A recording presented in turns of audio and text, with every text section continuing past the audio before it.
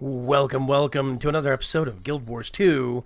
I have been on and off experimenting with the build for my engineer, my beloved engineer, and I have been trying to find a build that was turret-centric. I'm going to be honest.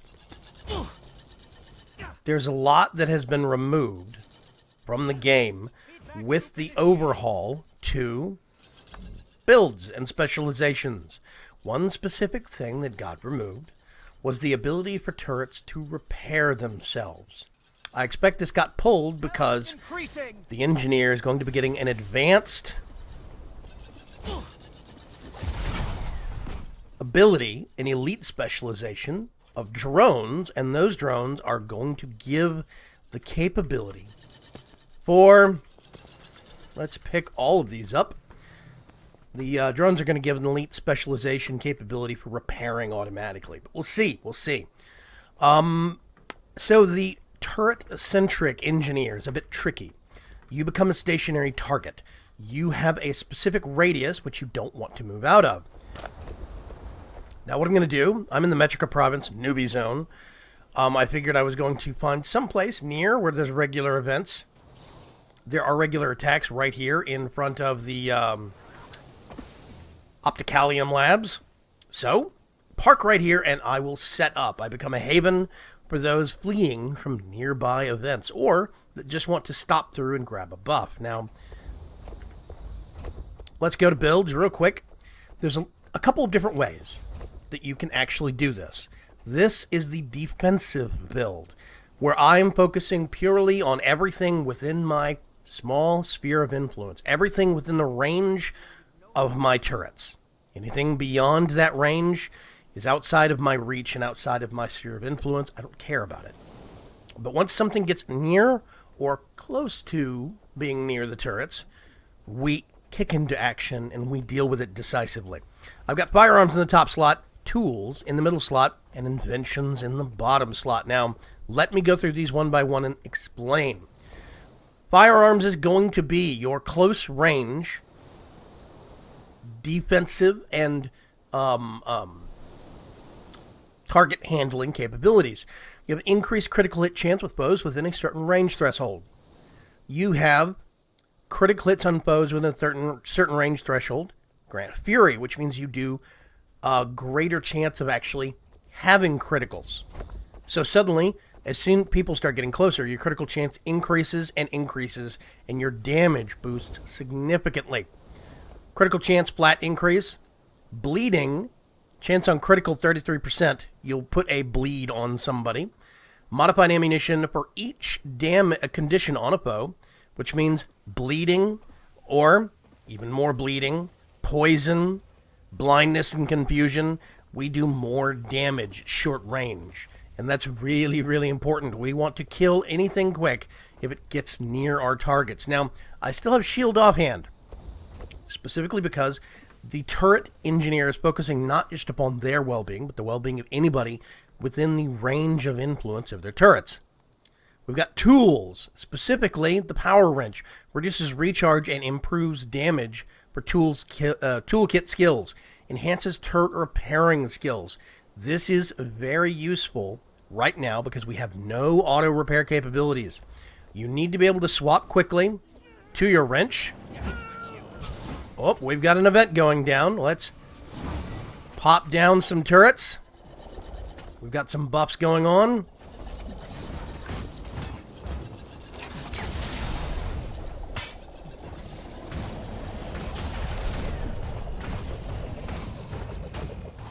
There we go. Fantastic. Feedback loop initiated. Just as planned. Vitality restored. So, we have power wrench, which means we can repair our turrets quickly with the wrench toolkit. Recharge on your tool belt skills, all this stuff down here is reduced. You will be using these a lot. Now, when you have your turrets up, it's detonate. That being said, with your turrets down while you're mobile, you can use these, or if a turret gets taken down, the ability will change, and you'll have something you can use until you get that turret back up. It's very, very useful. Long fuse powder pack. Striking a foe above the health threshold of 50% places a delayed explosive charge on them. What this does is health increasing. Specifically puts the capability of hitting a target and doing a little bit of extra burst damage. Now, I actually don't think this is a perfect solution. I do think that lock-on would be good if you have an area where stealth targets might be coming within range of your turrets, like scaled, things like that. This is also useful, but only if you're actually going to have that engineering toolkit, that wrench toolkit on all the time. So I would say probably lock-on or takedown round are one of your two best options, depending. Excessive energy while at full endurance, you deal more damage. That's important. Because, whereas using a tool belt skill grants you vigor. And our endurance regeneration rate is increased by 50%, which means we're much more likely to have full endurance. That's very, very useful. Now, on down to inventions. We've actually got Cleansing Pulse. Every time we use a heal skill, which includes the healing pulse, the burst from our turret, this actually cleans off conditions from all surrounding allies. This is very useful. Overshield. The actual offhand shield used with my pistol. Anytime I use one of those skills, it grants protection for 3 seconds to allies nearby, which means I can help block for them. When you use a healing skill, you apply regeneration to nearby allies. Number of targets 5. Very important. Experimental turrets. This is one of the keys that this build is built around. Basically, different turrets give different kinds of benefits, which means you can tailor what you want. Right now, I have retaliation from a rocket turret. I have swiftness from a net turret. And I have vigor, or endurance regeneration, from my actual healing turret. And I can give out regeneration from the healing turret whenever I wanted to. Now there's your healing powers are increased while you have regeneration, which basically means that while I'm in the area of the turret, my healing powers for the turret and all my other skills are increased automatically. Advanced turrets. Reduce damage taken by turrets. Turrets create reflective shields when built. This is very, very important. If we take down the net turret, this is going to take 20 seconds to show off. But this comes to the choice of elite skills, okay? Right now, the choice of elite skills I have with this pack is supply crate. Why? Because if you start getting overwhelmed by a large number of targets, you can put down your supply crate and get an immediate buff, protective dome to hide under, lasts a short couple of seconds, and then you get a very quick boost in extra firepower. I'm going to put this turret back down, dome goes up, and we are double insured: 2 net guns, 1 flamethrower, 1 rocket launcher, 2 healing turrets for 60 seconds. Really, really good. So now, not only can I pick up all of my turrets, or I could detonate them one by one. That detonation does a blast explosion for anybody getting near it because of our talents. Oh, wait a minute. No. That's a slightly different build. That's the offensive build. This is basically a situation where if we have to move, we can pick up our turrets. We have some clever skills that actually can be used. Everything has a place in the eternal alchemy. Excuse me? Hello there. Vitality restored. Let's throw a wrench out at that thing and take care of it very, very decisively.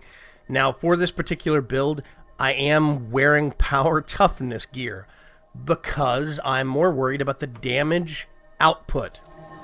But there is an alternative. You could wear healing gear and focus more on toughness healing gear and worry more about the actual buff and more about the actual healing of those getting within range of your turrets. That is an alternative. Now, I said there was a different build here, and there is a different build that you can actually use. Let's go back up here.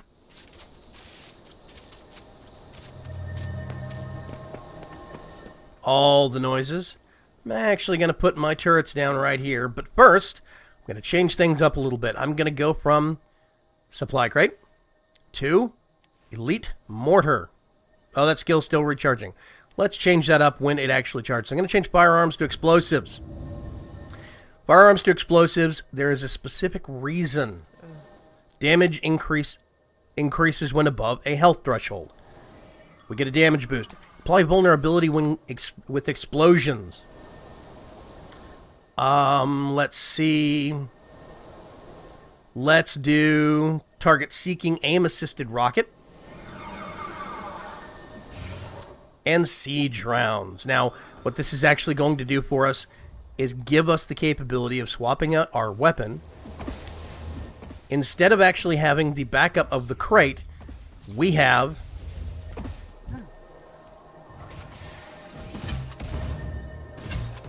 the mortar gun that gives us some extra capabilities. So now we can actually put down our turrets. I'll just space these out like this.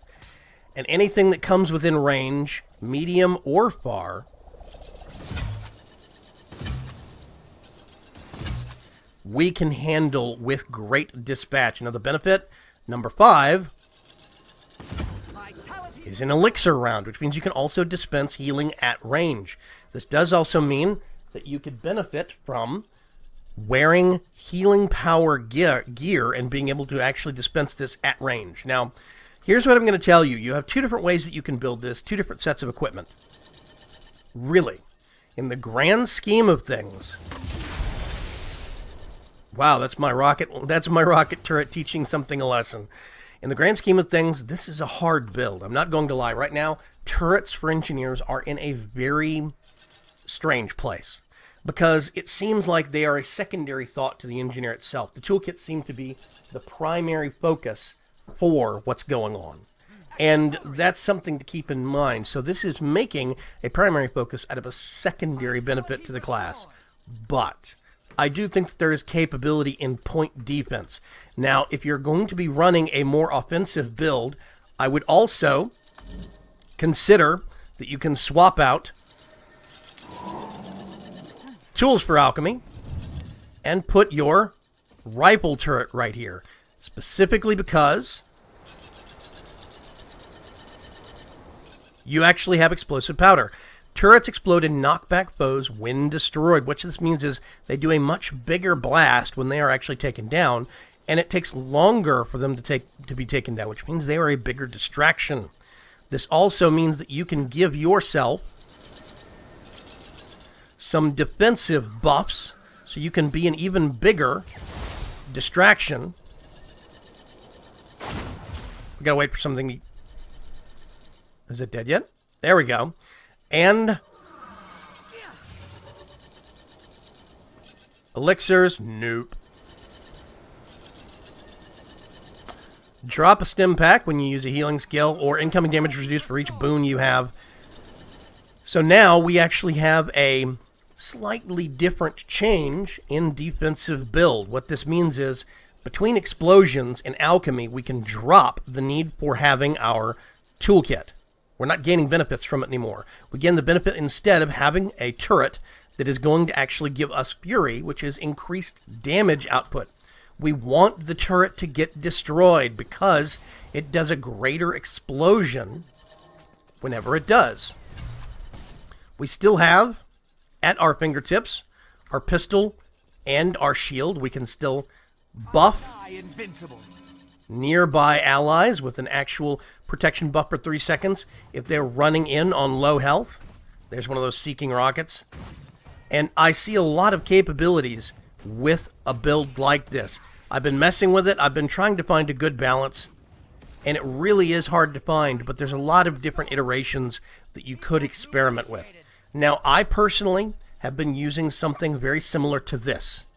Elixirs and Inventions help to keep me alive and pass buffs out to everyone else, while explosions let me place some damage at range or lure targets in to clear the area for my allies.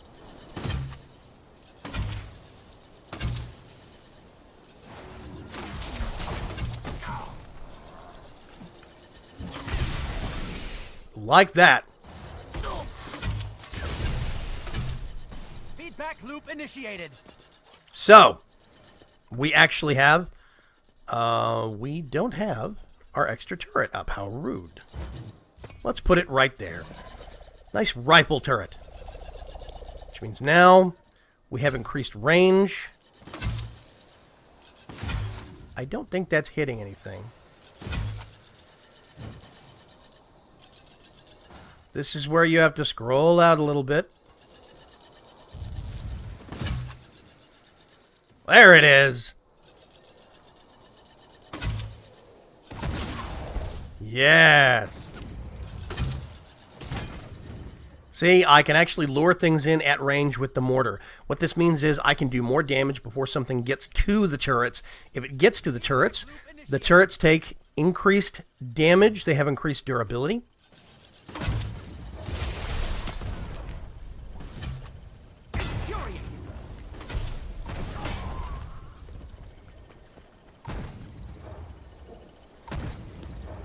But as you can see, 2 of our turrets actually did go down. So we are now in a situation where we're waiting for this turret to actually, these turrets timers to actually come back up. There's the health turret.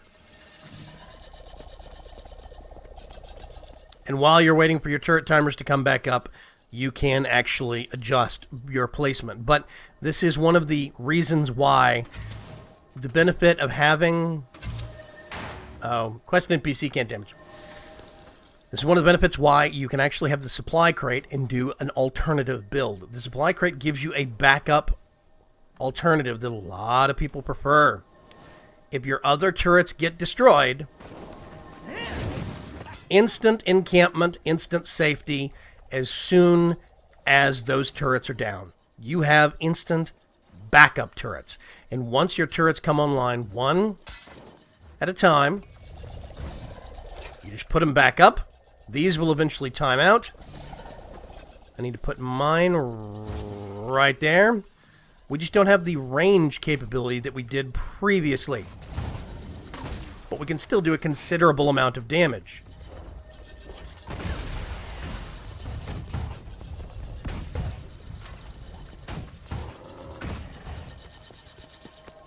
Health increasing. So this is actually the turret engineer for Guild Wars 2. I really cannot stress enough the fact that this is not a perfected system right now. There's a lot of alternatives and a lot of methods, but you see the actual design concept overall. The main thrust of the design is Inventions, and these 2 right here. Now, Alchemy does benefit, and Explosives do benefit, but there are different methods for doing each one. Again, you can go with Firearms. Infuriating. Go with short range. Damage for each condition on a foe. You can swap this out for tools and use this for things that might benefit you. But I really do prefer having, let's see, that and right like that. So this seems to be, for me, a more optimal design. This is really what I like doing better. If I'm running in a high threat area,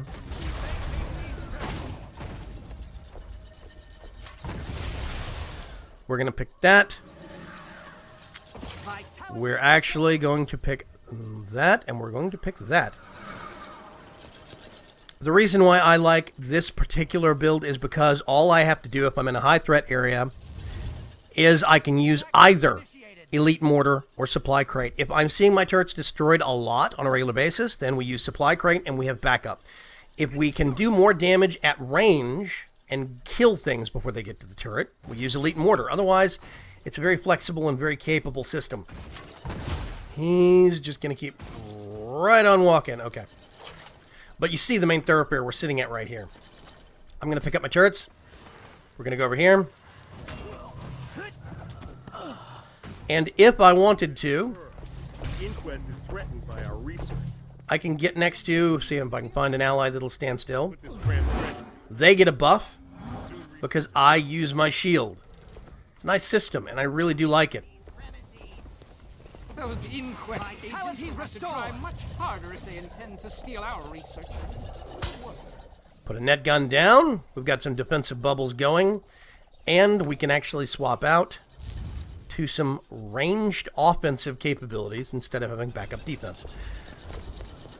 I really do say, though, I prefer in the grand scheme of things, the mobility of the burning juggernaut design that I came up with also. I think the flamethrower engineer having toolkits as backup is a much better concept, specifically because you're much more durable and you're much more mobile. In this situation, you actually have only one choice. I am defending a fixed ground, a fixed piece of ground. So I have one range here that I am defending as my home base. This is my turf. And if anything comes within range of it, I have to kill it. Which means that you can get backed into corners very, very quickly if you don't choose your map spots. If it's too wide open or too high traffic, you'll start getting swarmed. If it's too high traffic and you're in a map corner, you might not have an avenue of escape very easily. So it's something to think about. I do think the engineer turrets really need either a rework or a buff, and I'm hoping that buff is going to come in the form of elite specializations with Heart of Thorns. But I have been experimenting with this, and I'm going to keep using this. I'm going to see if I can refine this, and if I can, I'll come out with the Turret Engineer 2.0 build video. Otherwise, until then, I will see you guys later. Thank you for joining me for another Guild Wars 2 video. A little bit of speculation, a little bit of theory crafting, I guess it could be called, and I will catch you folks later. Bye-bye.